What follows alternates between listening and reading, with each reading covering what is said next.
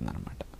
మొట్టమొదటి విషయం, మనకి ఎప్పుడైనా జలుబు చేసినా, ముక్కు బాగా కారుతున్నా, ముక్కు బిగుస్తున్నా, ఫ్లూ లాంటి ఇన్ఫెక్షన్ వచ్చి ఇబ్బంది పడుతూ ఉన్నప్పుడు వెల్లుల్లిపాయ ఒక దివ్య ఔషధంలాగా పనికొస్తుందని చెప్పడం జరిగింది. సుమారుగా 2.5 గ్రాములు వెల్లుల్లిపాయని గనక మనం తీసుకుంటే అది ఫ్లూ తగ్గించడానికి బాగా పనికొస్తున్నదట.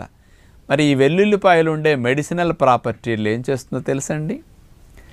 మన శరీరంలో రక్షక దళాల్లో టీ కణాలు, లింఫోసైట్స్లో టీ లింఫోసైట్స్ అంటాం కదా, ఈ T helper cells, T killer cells ఇట్లాంటివి ఉంటాయి. ఈ టీ కిల్లర్ సెల్స్ని బాగా ఈ వెల్లుల్లిపాయలో ఉండే మెడిసిన్ వెళ్ళి స్టిమ్యులేట్ చేస్తుందట.